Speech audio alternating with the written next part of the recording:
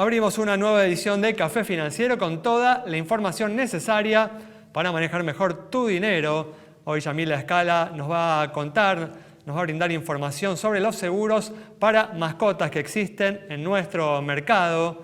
Juan Pablo Piceta nos va a contar cómo ha quedado el costo de financiar los consumos con la tarjeta de crédito tras la fuerte suba en las tasas de interés anunciada la semana pasada por el Banco Central. Alejandro Bianchi va a repasar lo sucedido en los mercados de capitales y en el último bloque vamos a conversar con el economista Francisco Gismondi para analizar las principales noticias económicas de estos últimos días. Damos inicio entonces a este primer bloque con información sobre la actualidad económica y con el fin de frenar la aceleración inflacionaria. El Banco Central anunció la semana pasada una fuerte suba en las tasas de interés de cerca de 10 puntos porcentuales hacia el 69,5%. Con esta medida la entidad monetaria logró desinflar el dólar libre que cayó algunos pesos en los distintos segmentos. Ale, ¿qué tal? ¿Cómo andás? Muy bien, Alejandro. Hoy igual, se observó un cierto rebote, ¿no?, en los dólares financieros.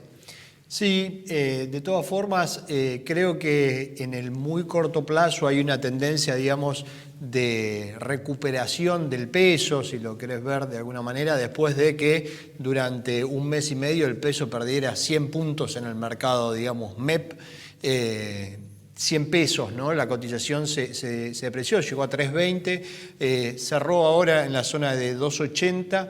El Banco Central hay que ver que llevó la tasa por primera vez por encima de la inflación proyectada para el año que viene, ¿no?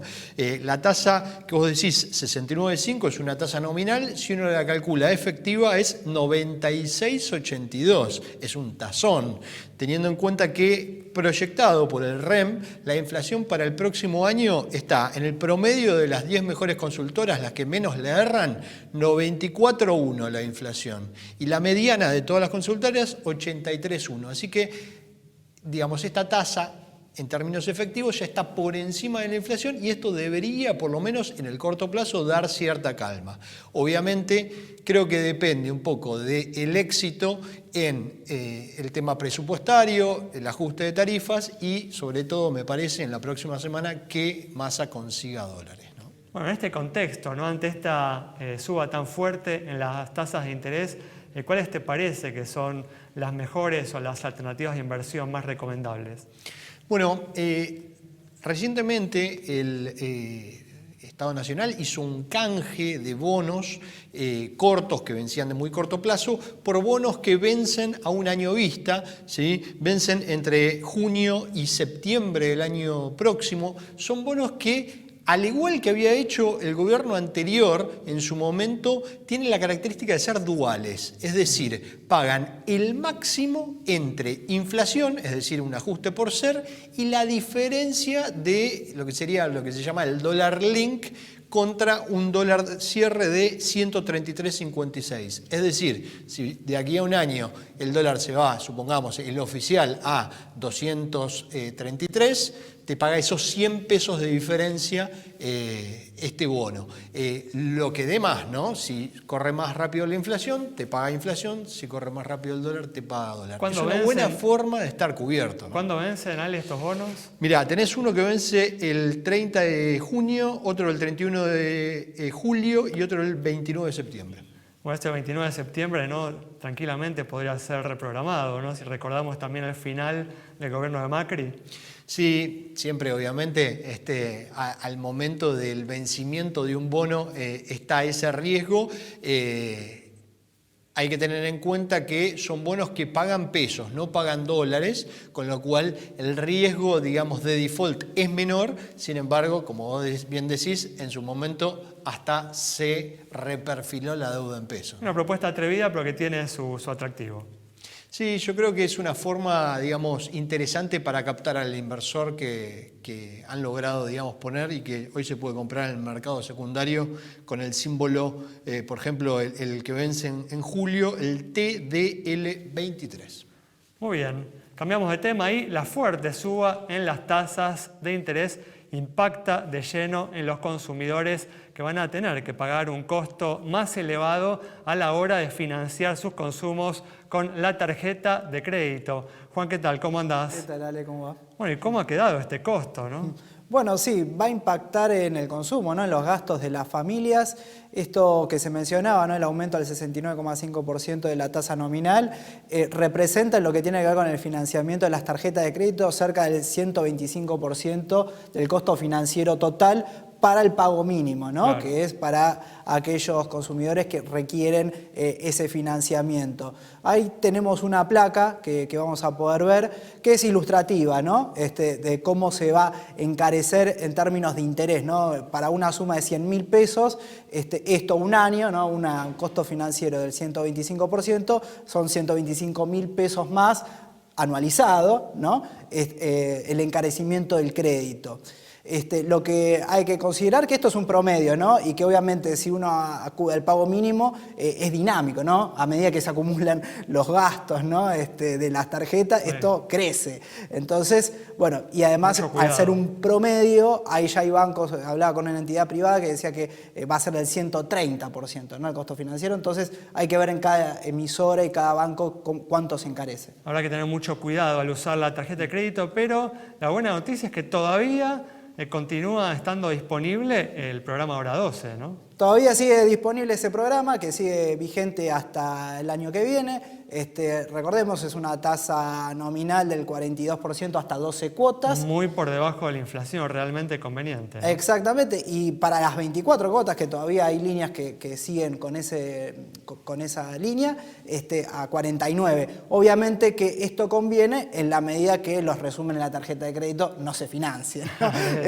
Si se mantiene uno dentro de la cuotificación de algunos consumos particulares sin refinanciamiento de la tarjeta, conviene, si no, entramos en la espiral del encarecimiento del crédito. Una buena aclaración. Muy bien, vamos a cerrar ahora este bloque con información sobre seguros para mascotas. Yami, ¿qué tal? ¿Cómo andás? Muy bien, ¿cómo les va? Muy bien, bueno, Yami, ¿qué coberturas hay disponibles hoy en nuestro mercado? Sí, con un dato como para considerar, ¿no? lo que implica en términos de acceso, con una guardia, lo que sale ir a una guardia veterinaria una noche, un día, así, de repente uno estaría cuasi cubriendo el costo anual de una póliza. Ajá. Ese es un poco el cálculo, considerando que no solo estamos hablando de la urgencia para la consulta, siendo esto cubierto por las pólizas, sino también lo que es vacunación, lo que tiene que ver con intervenciones quirúrgicas, lo que tiene que ver con guardería, transporte, sacrificio, incluso los gastos asociados a lo que fuera un robo, ¿sí? Desde ya con coberturas muy variadas, con muchos precios, mucha oferta, coberturas que ahora se comercializan de distintas maneras, siendo un producto específico para perros y gatos y también como un adicional de seguro para el hogar.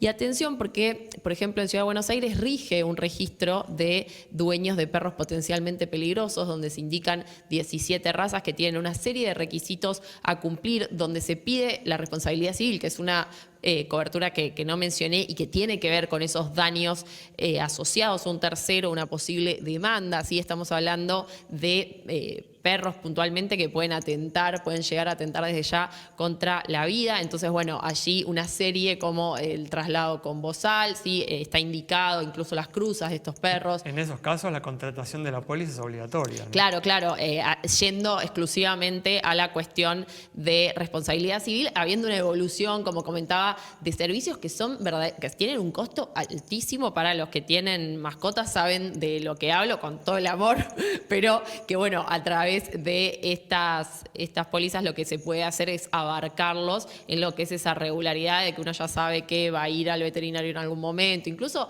hasta en lo que es aseo, ¿sí? Así que bueno, ¿y podés mencionar alguna compañía que ofrezcan estas coberturas? Muchísimas compañías lo ofrecen hoy por hoy, haciendo el relevamiento.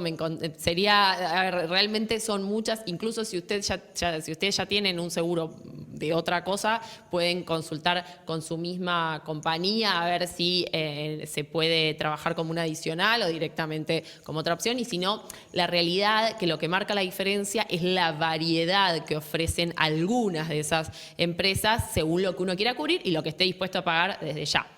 Muy bien, con esta información cerramos este bloque. Recordá que te puedes comunicar con nosotros a través de nuestras distintas vías de contacto, Twitter, Facebook o WhatsApp, para hacernos cualquier consulta, transmitirnos cualquier inquietud. La información de los puntos de contacto ahí debajo de la pantalla. Quédate con nosotros. En instantes regresamos con mucha más información.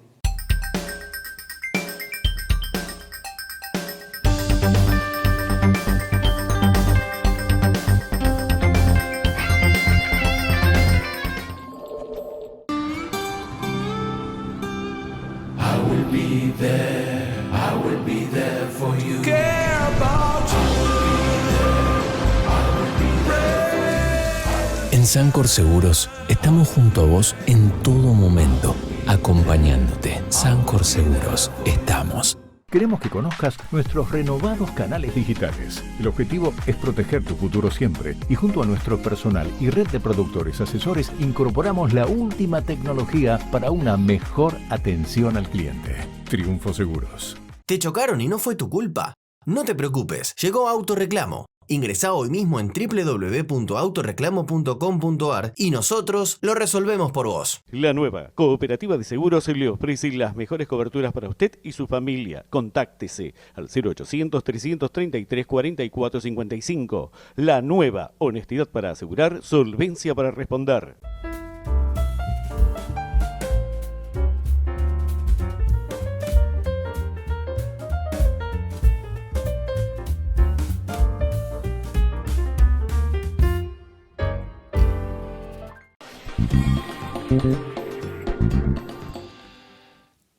Abrimos un nuevo bloque en el que vamos a hablar hoy de nuevos instrumentos de inversión que contemplan aspectos medioambientales, sociales y de gobierno corporativo. Y para ello estamos con Mariano Calvielo, que es Head Portfolio Manager de Fondos FIMA. Mariano, ¿qué tal? ¿Cómo andás? ¿Qué tal? ¿Cómo te va? Muy bien. Gracias por estar aquí. No, muchas gracias por la invitación. Mariano, ustedes precisamente tienen, ¿no?, dentro de la familia de fondos un fondo de estas características, ¿no? Sí, tenemos el primer producto dentro de nuestra familia que encuadra dentro de la normativa dictada por la CNB, de lo que se conoce como inversiones sociales y responsables, ¿no?, que incluye los criterios que recién mencionaste, sociales, ambientales y de gobierno corporativo. ¿Y cómo seleccionan, ¿no?, los activos que integran este fondo? En general, en la gestión uno siempre privilegió el gobierno corporativo, ¿no?, en la habitualidad. Aquí se suman algunos criterios adicionales. Y los activos tienen que estar encuadrados dentro de algunas normativas, como por ejemplo tienen que estar las empresas emisoras, formar parte de un índice de sustentabilidad, que BIMA tiene uno. Ahí tenés empresas con el nombre de, no sé, Grupo Galicia, Grupo Supervil, Telecom, Pampa, varios nombres que la gente conoce y que hacen de empresas sólidas y de largo plazo, ¿no? O los activos tienen que estar listados en un panel que define activos específicos más que emisores. ¿Y ustedes vienen observando un creciente interés por parte de los inversores de este tipo de instrumentos? Sí, definitivamente. Hace un tiempo que está la normativa vigente para poder tener un fondo común que haga esto. Faltaban emisiones, ¿no?, con volúmenes como para que uno pueda armar un producto, pero la consulta de los clientes siempre estaba. Y como uno entiende, quizás el perfil más joven que está buscando inversiones sustentables o finanzas que tengan esta mirada, o quizás empresas, ¿no?, que al tener un marco regulatorio internacional tienen algún sesgo a este tipo de productos. Pero sí, la demanda definitivamente estaba, faltaba un poco volumen de mercado, ¿no?, de emisiones nuevas. Claro. ¿Y el inversor puede conocer en detalle cuáles son los activos que integran el fondo? Sí, las carteras son públicas, semanalmente se publica qué activos forman parte de cada producto. La cartera, cuando empieza a estar en formación, obviamente los fondos tienen un periodo de tiempo para poder encuadrarse, y hoy en nuestros fondos pueden ver los activos que están formados, cuánto rinden, qué duration tienen estos productos y cómo va cambiando semana a semana, ¿no? Y pueden entender por qué determinado activo fue seleccionado y por qué encuadra dentro del objetivo de este fondo? Exacto, para aquel inversor que quiere ir más al detalle de qué se está comprando, obviamente los activos están como marcados dentro de las bases de activos que maneja la industria de fondos como activos seleccionables o no para los fondos ASG. Eso está bastante claro en la normativa, con lo cual sí, pueden investigar y entender cuál es el criterio por el cual fue ese fondo, ese activo incluido en el fondo. Estos inversores que se acercan, ¿no?, a ustedes para invertir en este instrumento, ¿son inversores dispuestos a sacrificar algo de rentabilidad en pos justamente de un beneficio social o medioambiental? Es muy buena pregunta, porque hoy en día no se ve esa diferencia de rendimiento, es decir, hoy todavía no se está viendo ese sacrificio, ¿no?, de tasa, de rentabilidad.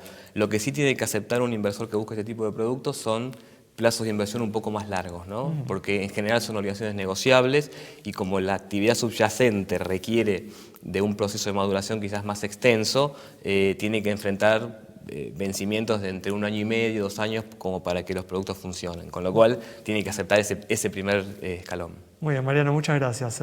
No, de nada, muchas gracias. Cerramos así entonces este bloque con información sobre fondos sustentables. Quédate con nosotros. Al regreso vamos a estar dialogando con el economista Francisco Gismondi.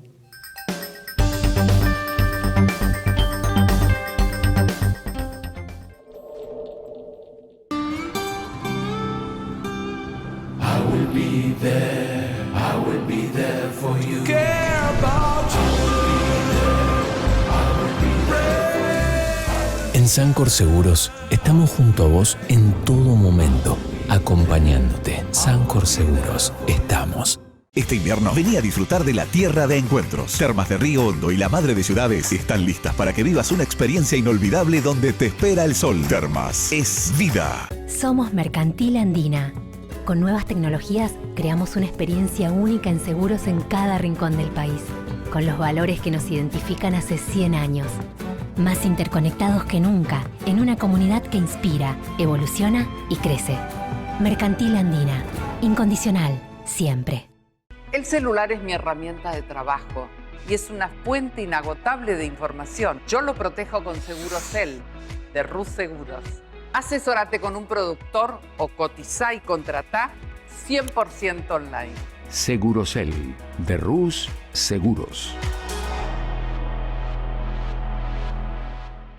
¿Te chocaron y no fue tu culpa?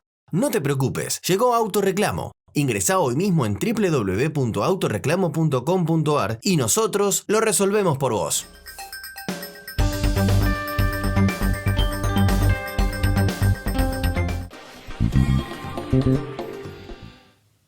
Abrimos ya este último bloque con la presencia del economista Francisco Gismondi para analizar las principales noticias económicas de estos últimos días. Francisco, ¿qué tal? ¿Cómo andás? ¿Qué tal? ¿Cómo estás? Gracias por estar aquí. No, por favor, gracias a vos. Hoy ayer se anunció finalmente la suba de tarifas de los servicios públicos destinada a reducir la enorme cuenta de subsidios que pesa sobre las cuentas públicas.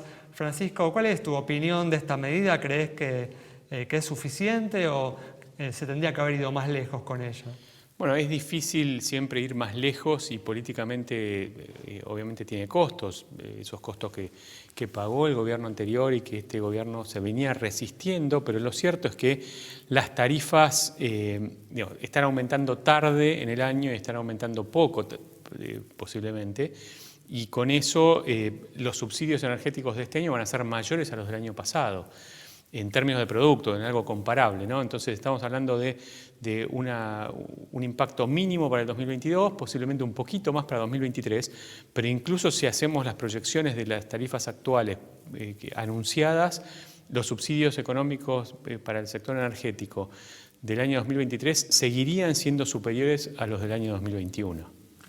Y teniendo en cuenta, ¿no?, el compromiso del gobierno con el Fondo Monetario, aquel objetivo, ¿no?, fiscal del déficit primario 2,5% del PBI, ¿van a ayudar estas medidas a cumplir con ese objetivo? ¿O crees que se van a requerir otras medidas fiscales?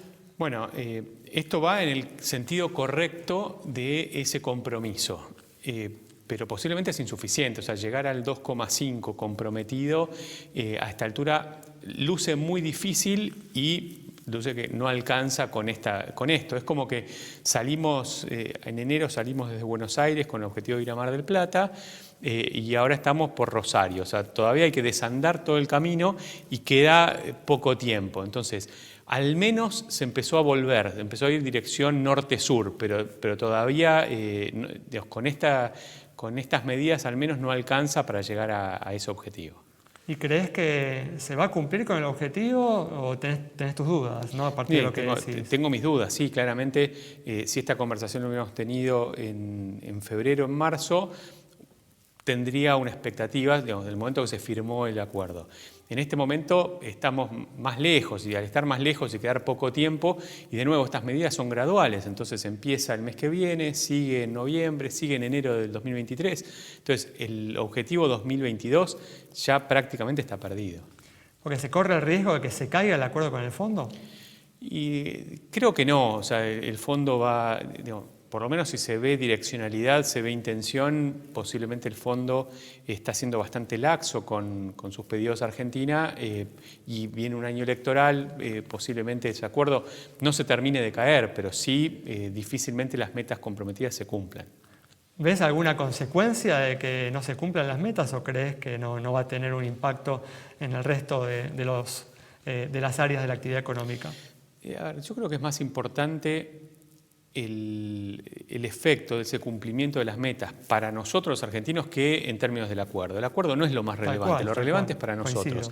Y lo que se está haciendo va demasiado lento hacia ese objetivo después de ir desde marzo hasta agosto en sentido contrario. Entonces, la verdad que a Argentina le falta todavía presentar un programa completo, o por lo menos comprometerse con un programa presentado y tratar de cumplir esas metas, porque a nosotros nos van a servir.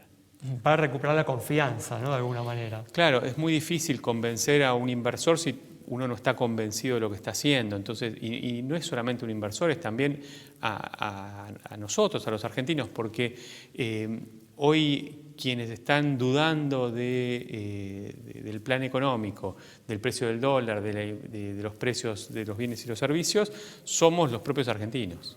O vinculado, ¿no? Justamente con este tema, ¿no? De la confianza, otro de los frentes en los que se viene trabajando desde el inicio de la gestión de Massa es ver cómo se puede hacer, ¿no? Para detener y revertir en lo posible la pérdida de reservas que viene sufriendo el Banco Central en las últimas semanas. ¿Crees que se puede evitar o revertir esta pérdida de reservas sin una devaluación brusca en el mercado oficial? Bueno, varias cosas, ¿no? Por un lado, revertir la salida de reservas con un cepo cambiario como el que tenemos es muy difícil. Cada vez que crecieron las reservas siempre fue con más libertad cambiaria, y siempre que hubo cepo cayeron las reservas. El inicio del nuevo ministro generó un primer momento de confianza, y eso es un alivio, y eso junto con un ministro que viene con más poder político son signos positivos. Creo que falta definir bien cómo va a ser el programa, a mi modo de ver, con este esquema cambiario, con el cepo cambiario. Revertir esto en el mediano plazo es prácticamente imposible, pero bueno, por lo menos esa fuerte salida de reservas se detuvo un poco. Sí, eso es cierto, en los últimos días se ha visto eso. Después, se habló, ¿no? en estas últimas horas de esta nueva herramienta, ¿no? Que ha puesto en marcha el Banco Central para incentivar, ¿no? El adelanto de la liquidación de exportaciones, ¿no?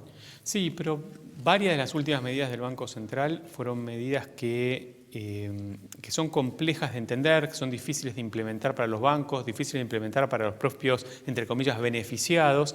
Entonces, y eso es porque, de alguna manera, lo que se fue armando con el cepo cambiario es algo muy complejo, y destrabar una cosa abre otras que son más imprevistas. Entonces, al final se termina tratando de reparar el Frankenstein en lugar de desarmarlo. Pero en definitiva, ¿no?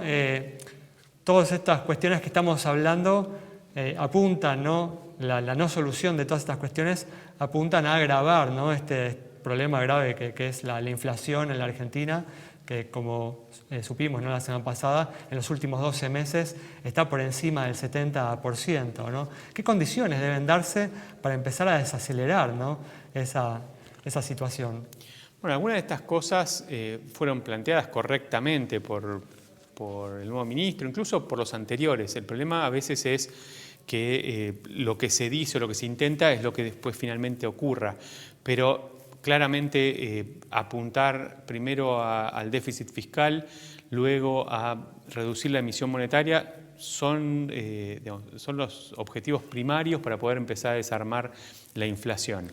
Eso que se dice, se sabe, pero después no se hace, es lo que después además genera pérdida de confianza, genera comportamientos que generan inercia en la inflación, y llegamos a un pico que posiblemente ya a este nivel no se puede explicar 100% por lo que ocurrió monetariamente. Pero si no se empieza a desarmar desde sus bases, ningún tipo de acuerdo de precios y salarios, cualquiera de esas cosas que se dice, que tal vez son eficientes para coordinar expectativas cuando algo de fondo se está haciendo, puestos así en el aire no funcionan. Pues por eso, volviendo a la lógica, ¿no?, que habíamos planteado al inicio de la conversación, en la medida en la que se muestre un sendero fiscal descendente, en la medida en la que se vaya cumpliendo las metas acordadas con el fondo, se va a ir generando la confianza que se necesita para desacelerar el proceso inflacionario. Sí, claramente el poder, desacelerar todas las variables de la economía. Estamos hablando de una devaluación, es cierto, una devaluación que viene desde un atraso cambiario que se acumuló durante el último año y medio, pero devaluando diariamente a un ritmo del 5 o 6% mensual, la tasa de interés en niveles efectivos de entre el 80 y 90%, la inflación corriendo a un ritmo, por más de que el interanual esté arriba de 70, ya esta inflación de los últimos meses está corriendo alrededor del 100% anualizado. Entonces estamos hablando de una economía súper acelerada y súper, con mucha inercia, y frenar eso ya es un tema más complejo que solamente algo fiscal y monetario que no se puede dejar de hacer, pero que ya involucra otras cosas. Muy bien, muchas gracias. Muchas gracias. Cerramos entonces con el análisis del economista Francisco Gismondi acerca de la situación que está atravesando la economía argentina en estas primeras semanas de gestión del nuevo ministro de Economía, Sergio Massa, enfrentando, ¿no?, el grave problema de la inflación. Nos reencontramos el próximo miércoles a las 20:30 aquí en Metro.